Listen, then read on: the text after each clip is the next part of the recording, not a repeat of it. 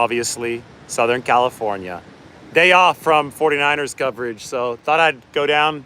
Shout out to Leo, shout out to Lorenzo, hanging out with those two guys today. We took, LA is such a fitness-oriented city, so we had this workout class that we were at. I swear to God, the instructor looked like Jimmy Garoppolo, and he was a Niners fan. He was from San Jose, so talked to him for a while, and now we're here ready to talk about the 49ers defense and how they have the ability to take it up even a notch further than what we've seen. And it's been really damn impressive ever since the bye week. Remember, this was a bottom barrel defense for a couple weeks before they got that break ahead of the Jacksonville game. And then everything turned around. And, acquiring Chase Young was a big part of it for the 49ers. But I think the bigger piece of the equation was the personnel change on the back end. And that's what makes this past win over the Seattle Seahawks so damn encouraging for the 49ers defense, because they're able to hold Seattle under 20 points despite seeing an injury to Charvarius Ward on the back end that forced them to go back to the old setup in the secondary. And that old setup meant Isaiah Oliver back at nickelback after they had replaced him, and they still succeeded, even with Isaiah Oliver in the secondary. Ambry Thomas played really well. I thought Isaiah Oliver actually did a lot of good stuff. Yeah, he got beat early on by Tyler Lockett on the third down that set up the DK Metcalf touchdown. But by and large, he's a tough player, and I think that Steve Wilks understands his limitations and knows how, when he has to play him, even if there is a shifty slot receiver on the other side, he knows how to deploy him with the right mix of man and zone coverage so that the secondary holds up its end of the bargain. Because at the end of the day, that's the key. The rush and the coverage have to tie together. The 49ers of 2019 were a team that was fueled by pass rush over the coverage. The 49ers here of 2023 can do both. The coverage can fuel the rush. The pass rush is obviously awesome. I mentioned the acquisition of Chase Young. That's helped this team a lot. But the fact that the secondary is doing what it's doing for the San Francisco 49ers is allowing the pass rush to take it to another level. And it's allowing the 49ers to experiment with new things. The Philadelphia game showed us a coverage-first game plan, because what happened in Philly was the 49ers looked at Jalen Hurts and said, we don't want to let this guy run, so we're not going to pass rush as aggressively, and we're going to focus instead on coverage. I got to get this horizon line straightened, by the way. It's starting to bug me. Why didn't anybody else tell me? Horizon line, let's go right there. Horizon line straightened. We're centered on the camera. We're good. We're on the beach here in Marina del Rey. As you can see, it's not a green screen. I actually can lean down, pick up sand. We just swam in the ocean. It's a lot warmer than it is in the Bay Area. But anyway, you go back to that game against the Eagles, and the 49ers said, hey, we don't want Jalen Hurts to run, so we're going to take some steam out of our pass rush. We're going to make sure those edge rushers and the defensive tackles aren't going with reckless abandon so that Jalen Hurts can't just take off. Their assignment is going to be to clog any potential running lanes and not decapitate the quarterback. And with that, the 49ers put a lot of trust in their secondary, because if you're not going for immediate sacks of Jalen Hurts, you're asking your back end to cover for a longer period of time. And that directly led into the game against Seattle, where the 49ers obviously had to make some big-time plays in coverage from players who weren't first stringers, because Charvarius Ward got hurt on the first possession. So the totality of the 49ers defensive effort, when you're talking about coverage fueling rush and rush fueling coverage, I don't think we've ever seen it at this level for the 49ers. And we've seen it at this level now, even when they were missing their top corner. Missing a top corner in the past had been a death sentence for the 49ers defense. Go back to the Brian Allen game in 2020 against the Miami Dolphins, the practice squad corner that got called up because the 49ers didn't have, you're only as good as your worst corner, right? And they didn't have a better option than Brian Allen. He went out and got torched by Ryan Fitzpatrick.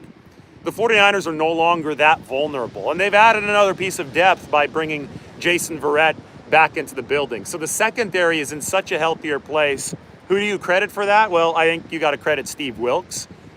I talked about it. This goes back to training camp. The hands-on instruction, one-on-one with defensive backs, I think has helped the technique on the back end. I mean, look at Ambry Thomas's technique now. He definitely is stronger than he was as a rookie, but he's still rather slight of frame. But he's running step for step with DK Metcalf. Even on that touchdown, he was in good position. I mean, it was a great throw from Drew Lock and a great catch from DK Metcalf. I don't think Ambry Thomas necessarily did anything wrong there, but he's turning his head around on these plays. He's playing well at the point of attack. He's out-muscling players. We saw him out-muscle Tyler Lockett in the Thanksgiving game against Seattle. That was up in the Pacific Northwest. Ambry Thomas wasn't out-muscling anybody a year ago, maybe even earlier this season, definitely not 2 years ago. He had the quickness, he had the agility, he had the flexible hips, but he wasn't able to get the job done at the point of attack because of the lack of strength. And I think now the technique has gotten better to where it's compensating for the fact that he's at an obvious strength disadvantage against somebody like DK Metcalf. But guess what? Every single NFL cornerback is at an obvious strength disadvantage against DK Metcalf, who's an obvious specimen out there. So you have to give credit to Steve Wilks. I think he's worked one-on-one with Ambry Thomas. Jair Brown was Steve Wilks' guy coming out of the draft. He wanted the 49ers to take him. That's really paid off for San Francisco because Jair Brown in coverage has been nothing short of excellent so far this year. Should have had 2 interceptions, but Fred Warner stole one of the picks on the back end. So I don't think that Jair is as good of a tackler as he's going to be even in 2 weeks. Even this next week, I think he's going to be a better tackler than he was last week. He missed a couple tackles against the Eagles. Those were damaging plays to A.J. Brown on third down. He didn't miss any against the Seahawks, although he was close to the play on Colby Parkinson, the double fake, the one the Seahawks stole from the 49ers. He was close to making contact, but he didn't. Doesn't count as a missed tackle unless he makes contact. But I think that Jair Brown is on an upward path, and the way that he's helping out as a single high safety is sensational stuff for a rookie. I think that Deommodore Lenoir might have played his best game against the Seattle Seahawks, gave up only 2 catches, and hey, he was the number 1 corner after Charvarius Ward went down on that first possession. So the 49ers receivers, people are talking about who's punking who in the comment section. I can see it right now. They punked DK Metcalf in that game. DK caught a touchdown on the first drive, didn't catch a ball the rest of the game. And that was without Mooney Ward. That was without the 49ers top corner. So, Lenoir was part of that effort. Ambry Thomas was part of that effort. Isaiah Oliver is part of that effort because he's doing his job on his guy as a replacement player. Jair Brown is coming over the top helping out. Tashawn Gibson was good. This 49ers secondary is strong 1 through 6. It's not just strong at its top spot anymore or at spot number 2. It's strong 1 through 6, and that's the way that this 49ers defense can raise the ceiling even further. The other way this 49ers defense, I think, still has a lot of exciting untapped potential in front of it is through the defensive line rushing combinations. And against the Seahawks, they lost Javon Hargrave after entering the game without Eric Armstead. Remember this defense last season. Its weakness was defensive tackle. That's why they went out and they signed Javon Hargrave. I mean, Armstead was hurt for a vast part of the season. And the other spot, because of the Kinlaw injury and the recovery from the ACL surgery in 2022, the other defensive tackle spot was not firing the way that the 49ers wanted it to. So they were weak at defensive tackle. In fact, in 2022, the 49ers only had 3 combined sacks all season from their interior defensive linemen. So you go out and spend massive money on Javon Hargrave. Obviously, that's paying off for the 49ers so far, but he got hurt, pulled his hamstring, but he might be back sooner rather than later. So might Charvarius Ward because they both have a chance to play this week. So you take a look at both of those players, and you take a look especially at Hargrave in the middle and Armstead in the middle, both missing the game or parts of the game against the Seahawks, and the 49ers had to get creative along the defensive line. they were forced to bring more firepower into the interior because that defensive tackle position was resembling what the 2022 defensive tackle position looked like. By the way, I'm at Marina Del Rey here in LA, for those of you just joining, on the beach. So I'm not too far from LAX. And I could see a massive 747 jumbo jet taking off over the beach. It's Lufthansa, so that thing is going to either Frankfurt or Munich. I've been on that flight before. And what time is it? It's like 3:30. Is it about 3:30? Yeah, I think it's about 3:30. It's about right. That's when that flight takes off. It's probably delayed by about an hour since it's LAX, one of the worst airports in the world. Back to what I was talking about. You talk about that defensive tackle position and how weak it was last year. Well, the 49ers were in a position where it could have been as weak against the Seahawks. But they lined Bosa up in the middle. They lined Chase Young and Bosa up on the same side. They started doing a lot of creative things formationally with their defensive line to make up for the lost firepower on the interior. Now, there's an added benefit to doing that if you're the 49ers this year, because you have so much firepower on the edges. Not only do you have Bosa and Chase Young, but you also have a guy like Randy Gregory. You also have Clelin Ferrell, who had an amazing game, right? 2 tackles for loss and a sack, and then he did the belly rub. So you have all of this firepower on the edge, and especially a guy like Randy Gregory, who we talked about as a truly plus edge rusher.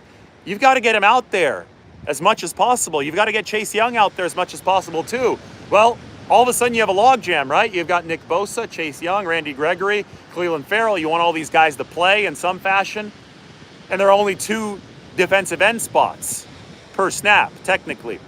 When the 49ers lost Hargrave and Armstead, they started moving Bosa and even Young to the inside, but especially Bosa to the inside, lining up over center. And that allowed them to also keep Gregory and Chase Young in the game. They call it the NASCAR package. So when you had Gregory, when you had Bosa, and when you had Chase Young, you put Javon Kinlaw in there with them. That's NASCAR. It's an homage back to the great New York Giants teams of about a decade ago or a little bit more, with Michael Strahan and the 4 defensive ends on the field. That's what was able to beat the New England Patriots, make Tom Brady and Bill Belichick 18-1 in that famous Super Bowl. So the 49ers went defensive end heavy, and I asked Nick Bosa about it. I talked to Randy Gregory about it in the locker room. They went defensive end heavy, and they're still gaining confidence in doing that. Like, Bosa standing up over center is not something that he's done a lot of. Plus, he didn't have training camp this year because he was holding out, so he didn't get to work on those technicalities then. But he made a big play on one of the 3rd downs where he did line up over center. He rushed over, and I don't know if it got counted as a sack. It was close to being a no gainer. He got a big stop on Drew Lock on that 3rd down. Bosa told me that the more reps he gets at it, the more confident he'll be. And I think this is going to further raise the ceiling of the 49ers defense. Because right now, when you look at ceiling, it's high. It's top 3 unit, right? But I think this defense could push up into historically good territory again, which is where it was, for stretches of 2019 when the pass rush was where it was at. But then they got a little bit more exposed on the back end when the pass rush had some injuries. I think this defense, if he can get the pass rush back to completely seismic levels, and maybe even beyond that, they can challenge for historical greatness, especially as a team, because the offense is number 1. And that's going to happen through creative alignments up front. That's going to happen with Bosa in the middle on select downs, allowing Randy Gregory and Chase Young to come off the edges, because those are both premier edge rushers. That's going to come with Chase Young and Nick Bosa both crashing the right side. I mean, I told you guys about this the other day after the game. I went up to Chase Young and I asked him, how much fun are you having right now? That was my question. He was already on his way out of the locker room. He had his headphones on, he had his bag. He stops, takes off his headphones, puts his bag down, faces me and says, man, I'm having so much fun. Did you see that play? And we were both thinking the same thing. I started nodding and I basically finished his sentence for him. I said, yeah, I saw that play where you're lined up with Nick Bosa on the same side. and you completely collapsed the Seattle offensive line. Seattle tried to slide protect on the play. They tried to send more protection that way. They tried to chip block with their running back. None of it worked. None of it worked. Bosa and Young just trampled the line anyway. Now, Bosa couldn't corral Drew Lock, but Dre Greenlaw got him. It was like a 1 yard gain. It was third down. So the opportunities to me are endless for the 49ers if you can start doing some of this stuff, because you can keep your defensive ends on the field in pass rushing situations. We're talking third and long, second and long.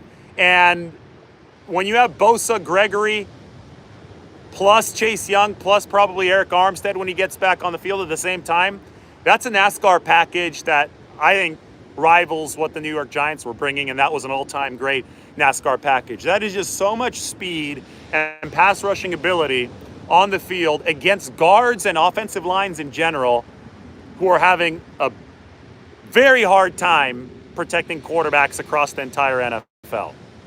It is the offensive line play is being outpaced by defensive line play. The 49ers can outpace O-line play by 2 or 3x the average if they can run that NASCAR package out there frequently. Now, the key to being able to run that NASCAR package out there frequently is stopping the run. And that was the big issue for the 49ers early this year, was that they weren't stopping the run without bringing an extra defender in the box. And even if they're bringing an extra defender in the box, they were still struggling to stop the run. It was bad. They weren't setting the edge, which was the problem early on. They were missing a lot of tackles, too, in weeks 5 to 8. They are now not struggling to stop the run, even without bringing an extra defender down into the box. I think that's, it's an effort thing. It's a technique thing. Chase Young has helped a ton. Nick Bosa mentioned that even though he played with Chase at Ohio State, he didn't realize how tough he was against the run at setting an edge. And the fact the 49ers can stop the run on early downs without bringing an extra defender up has meant that you can keep guys in coverage and you're not getting burned by play action. And it's easier to set the right coverage combinations in the back end if you have an extra defender. That's just common math, right? That's common sense. And it's led to a ripple effect to where the 49ers are also seeing offenses in second and long and third and long much more often because they're not able to successfully run on 1st and 10. And whenever second and third and long happen, that's when what I was talking about can happen. That's when you can line up the NASCAR package. That's when you could bring in your creative combinations that the 49ers were essentially forced into when they missed their defensive tackles. But just imagine when Hargrave and Armstead are back, you're going to have this plethora of options, of alignments, of substitutions. You can run 3 defensive ends out there. You can run 4 defensive ends out there if you consider Armstead a defensive end, and you can overwhelm offenses in pass-first situations. So that is my TED Talk for the day. The 49ers defense, there were 2 points I went through, right? The coverage is not as shallow as it used to be. Steve Wilkes has made it a lot better because of his individualized work with players and because of the coverage combinations that the 49ers have now developed and cultivated over the course of the full season. And the pass rush is showing that it still has signs to reach an even higher level, even though it's pretty damn high right now. Those 2 things combine to give the 49ers an almost stratospheric ceiling defensively. And they're already playing right now as a top 3 unit. All right, questions. Why don't we put in our questions? Beautiful, beautiful evening. It's late afternoon. It's not evening yet. It's 3:40, but this whole no daylight savings time makes it a little bit harder. It's a beautiful situation, though, here in Southern California. Day off. Why not get on a plane? Why not fly down to LA, hang out with some good friends? It's Taco Tuesday tonight. It's time to post your questions. I get to take a little bit of a break from talking. I'm on, right at a lifeguard tower here on the beach in Marina del Rey. Seems like somebody's being a troll in the chat. People are upset. I don't read it closely enough. Isn't it funny how wrong people have been about Brock Purdy all season long? And now the very last stragglers of this legion of people who pretend like they know football but don't know football is gasping for air. Now they're going to some kind of yak EPA argument that doesn't even make sense. It's pretty funny, to be honest. Brock Purdy is on track to win the NFL MVP. Whether they like it or not, facts are facts. The truth is truth. And I'm ready for your questions.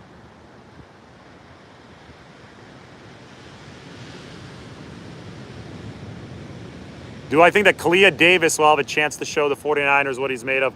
Of course. If Hargrave and Armstead can't go, it means a bigger role for him, especially on running downs, because he's a big body like DJ Jones in the middle.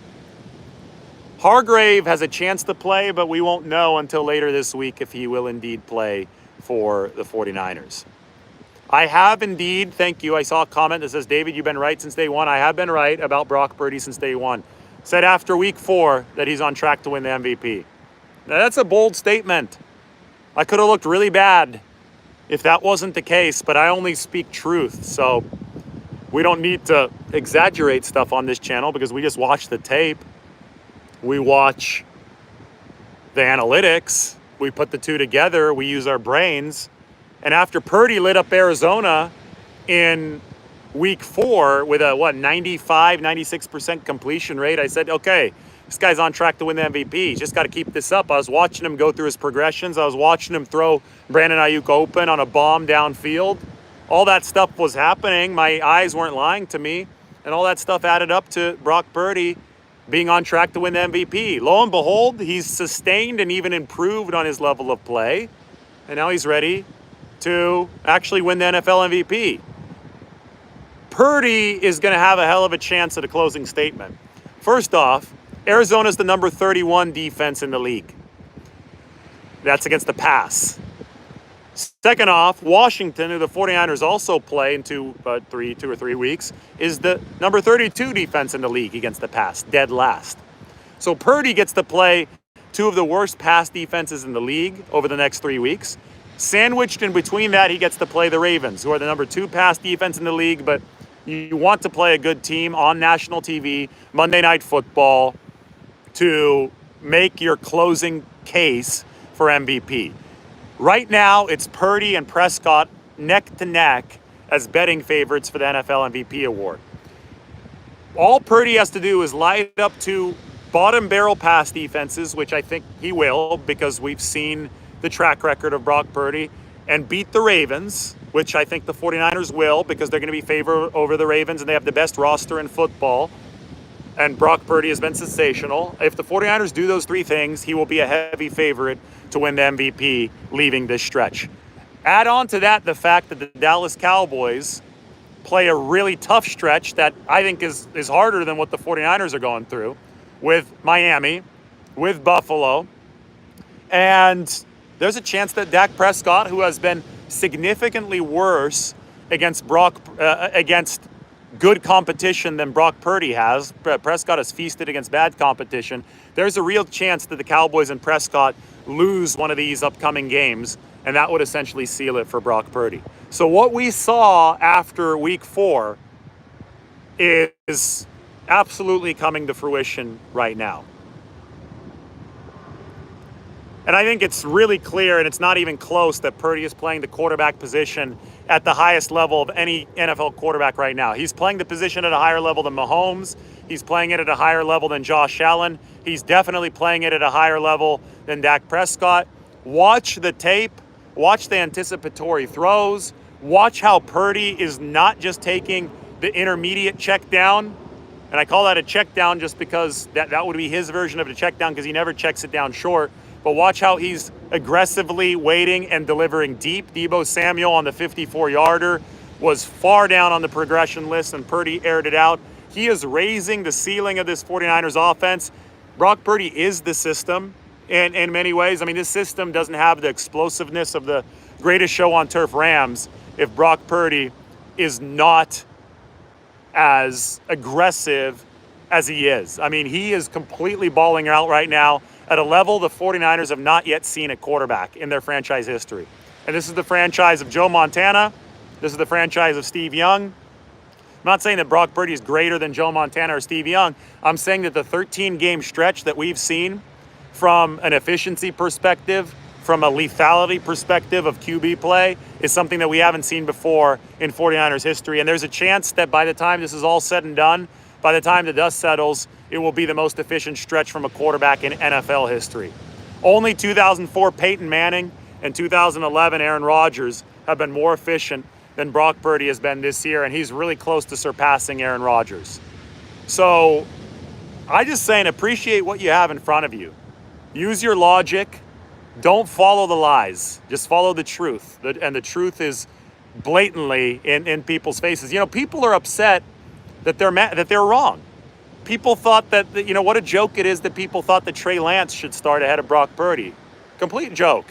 And if you are, you know, if you pull up receipts on people now, they lose all credibility with that take. That take was so bad that it loses all credibility. So they don't want those receipts to come up. They want to continue poking holes in Brock Purdy's game. And they're poking holes only to cover their own terrible takes from before. It's like this double down. It's like this massive double, triple, quadruple down, but it's just to the point where it looks ridiculous. And it's to the point where I think there are only a few remaining loudly screaming stragglers, because what Brock Purdy is doing has been so historically good.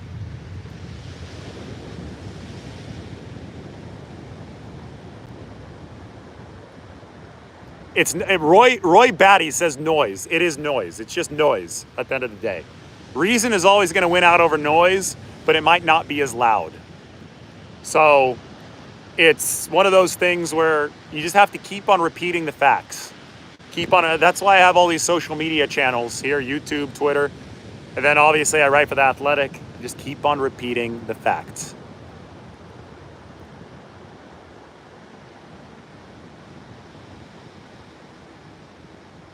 Do they treat Purdy like they do because of him being the last draft pick? I think that's a lot of it. I think that when I talked to Trent Williams about it, that interview went viral on Sunday. That was Trent Williams' theory. He was like, yeah, I mean, people are, the scouting community is trying to cover its ass in this situation, because how did everybody miss on him, including the 49ers? The 49ers missed on him six plus times. They had more than 6 picks before the seventh round. Before that, actually, that was the draft where they didn't have as many picks. So they missed on him about 5 or 6 times. And I think it's just an illustration of how big of a crapshoot the draft is. It's why you shouldn't be focused on one miss here and one miss there. It's why you should throw as many darts at the wall as possible, because you maximize your chances of finding a Brock Purdy. Nobody knows how good or bad any particular quarterback is going to be until they're there under the bright lights, facing an NFL pass rush, throwing against a professional secondary. No matter what they did in college, no matter what they did against air in an empty gym at a pro day, which way too many people put too much stock in, no matter any of that, you won't know until the quarterback is actually out there making the decisions, making the progressions, making the reads, having to react in real time in the National Football League. You just do not know until then, which is why you want to throw as many draft darts at the wall as possible with the hope of hitting a bullseye. And it just so happens that the 49ers hit the bullseye with Brock Purdy, even though they were standing 30 yards away from the dartboard. With Trey Lance, they were standing 5 yards away and they missed. With Brock Purdy, they were standing 30 yards away and they made it. How's that for air yards? The 49ers' air yards were a lot higher when they had to throw that dart for Brock Purdy than they were with Trey Lance. And they nailed it with Brock Purdy. And they got a little lucky, I get it. But the draft is inherently a luck-based event. That's what a crapshoot is. A crapshoot means you got to have some luck for it to succeed. So I don't think that the scouting department needs to be ashamed. I think that the scouting department just needs to acknowledge the reality of the situation, and that is what they're scouting is an inexact science. You're never going to firmly know who's going to be good and who's not. And there are going to be surprises like Brock Purdy. But just admit defeat if you're somebody who thinks that Brock Purdy is not the MVP leader right now. Just admit defeat because you're wrong. You're not right. Like the tape disagrees with you. The numbers disagree with you. Historical context disagrees with you. The guy doesn't have a pronounced weakness in his game anymore. He is an elite quarterback, and he's leading a historical offense. Yeah, Tom Brady went in the 6th round too. We have precedent for this. We have precedent for the draft being a crapshoot that has produced one of the greatest players of all time in the late round, in the 6th round. We shouldn't be freaking out and acting like this is unheard of, that Brock Purdy is coming out of the 7th round to become a great player. Marina Del Rey, those of you just joining, I'm in LA. It is a beautiful afternoon. Wind is nice and quiet. I'm seeing these planes take off out of LAX. It's awesome. It's a busy airport over there.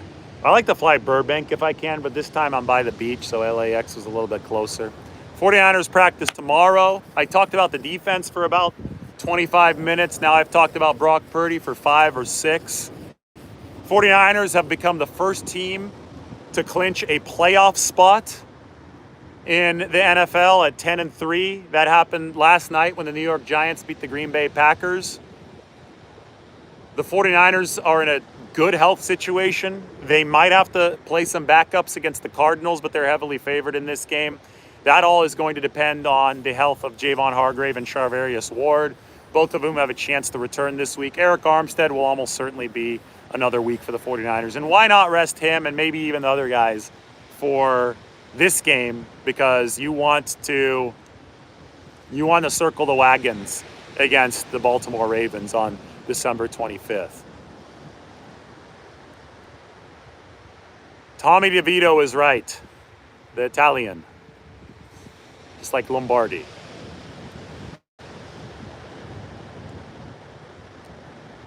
Now, let's not, somebody put DeVito and Browning, let's not put DeVito and Browning in the same category as Purdy. DeVito and Browning are good backups that have done some efficient things, but DeVito really hasn't been all that efficient. DeVito got a nice win over the Packers yesterday, played better than he had before, but some of the efficiency numbers were terrible. Brock Purdy is Peyton Manning and Aaron Rodgers right now. Tommy DeVito is Tommy DeVito. Jake Browning is Jake Browning. The thing about Brock Purdy is that he is an elite processor of the game, but he's also got a very good arm that can hit all the throws. There's not a single throw he can't make. And he has borderline elite mobility within the pocket. And he combines those better than maybe anybody in the league right now. The Ayuk play where he was rolling to his left, that used to be Purdy's weakness, where he would just bail to his left, not keep his hips and his body in position to throw downfield. On that Ayuk play, and we could demonstrate here at the beach. On the Ayuk play, Brock Purdy is rolling. This is to my left. He's rolling to his left. So hold on. He's going from this side. He's rolling to his left, but he's keeping his hips and his body centered downfield. So last year, we have Brock Purdy, whenever he had to bail to his left, he would tuck the ball and he would run like this. He'd be moving like this. So he's bailing to his left, moving like this, and then he has to spin back around and throw. That's way too inefficient in the league. This year, when you go back and watch that Ayuk play, he's rolling to his left almost with a shuffle, and he's doing it really quickly. So he's in position to throw the whole time. And then obviously he throws, and he threw Brandon Ayuk open with a perfect pass. Not enough air yards? Yeah, sure, it was a 40-yard pass. Not enough accuracy? You couldn't have been more accurate if you're Brock Purdy, if you literally walked up to Brandon Ayuk and handed him the football. So it was elite on every single level. The vision that it required too, because the defensive back was plastered on Brandon Ayuk at the time of the throw. So Purdy hit that one window downfield where only Ayuk would have been able to win the race to the ball. So awesome stuff from Brock Purdy is happening this year, and it's time for everybody to just sit back and appreciate it.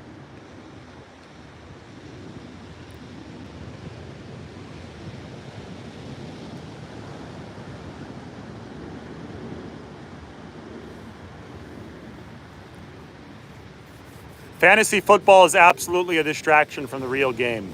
That is true. Purdy's pocket awareness not only getting better, it's elite. So last year, do some more demonstrations here since I'm actually on a beach here in LA. So it works a lot better. But than if I'm in a studio. Last year, Brock Purdy, pocket awareness, he'd be here in the pocket.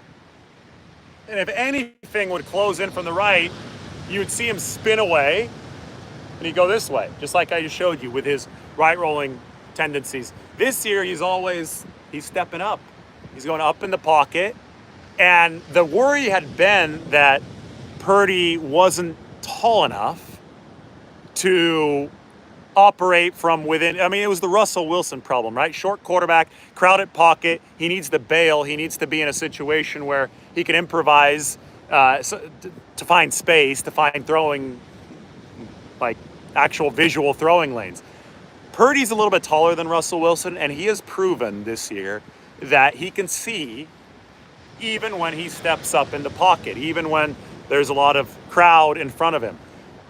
He is literally the most efficient quarterback in documented NFL history. I'm talking about Brock Purdy on intermediate throws, 10 to 20 yards downfield, over the middle of the field. You only are able to do that, 12.8 yards per attempt on those throws. It's never been logged to be higher for any QB in NFL history. You are only able to do that if you see through or over the defensive lineman.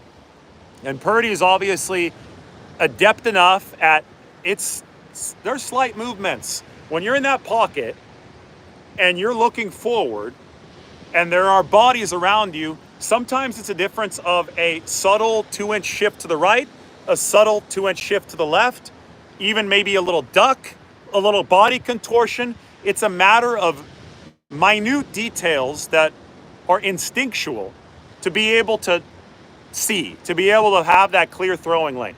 And Brock Purdy has learned how to manipulate the pocket through those subtleties in absolutely elite fashion this season. I mean, the efficiency doesn't lie. It is only possible if you do manipulate the pocket in that way. A great example, and absolutely, I think maybe the crowning example of pocket awareness and pocket precision comes on Deebo Samuel's touchdown. The first one, the first receiving touchdown against Philadelphia. The casuals, the people who do not know football, said that was an easy throw from Brock Purdy and that Deebo Samuel did all the work after he shook off Nicholas Morrow and sprinted into the end zone. The people who know football realized that was an amazing play from Deebo Samuel, but it would not have been possible unless Brock Purdy was an elite quarterback. Why? Because Josh Sweat, the edge rusher, was bearing down on Brock Purdy from the blind side. Deebo Samuel was late in the progression read on that play. That wasn't his first look. Purdy had to buy about 0.2 seconds of extra time to be able to make that throw, and he didn't even really see the pass rusher coming from behind him. But like any great quarterback, he felt the pass rush coming from behind him, and Brock Purdy, right before he made that throw, inched forward. We'll go watch the tape. There's a slight inch forward as Josh Sweat, who had just gotten around Trent Williams, the 49ers blocking apparatus on that left side. As Josh Sweat bared down on him, he moved forward, and then he went quick release. With the move forward and the quick release, he got that ball off cleanly. Deebo Samuel caught it. Deebo Samuel did his magic, and he scored the touchdown. None of that magic happens if Purdy doesn't make a subtle movement in the pocket to deliver the throw downfield. So every stat that people try to pull out to discredit Brock Purdy is, at this point, is showing a ignorance about how football is played. Because when you look at yak, that's a quarterback stat too. The yards after the catch don't happen unless the quarterback facilitates them. The air yards argument is ridiculous because it's not even true. It's a great example of a post-truth society that we're living in right now. Purdy is throwing the ball on average deeper than the average NFL QB this season. You saw it last game against the Seahawks. I mean, he was just airing it out downfield. He's not a yak merchant. He's an explosive play merchant. They're averaging explosive plays on 16% of snaps, which is about the same as the greatest show on turf Rams, who posted the most explosive offense in NFL history. And Purdy's got a strong arm, too. He actually has said that his arm's gotten stronger over the course of the season, moving further away from the elbow injury, which I don't think is shocking, but he's actually on record saying that. And I should take a quick little break here. I should walk around. Show you guys the beach here. We're Marina del Rey, LA, letting, there we go. I've been standing here and talking for 40 minutes on the sand after I swam in the ocean. Who wins Offensive Player of the Year? Christian McCaffrey just passed Tyreek Hill for the all-purpose yardage NFL lead. And I think Tyreek got hurt last night.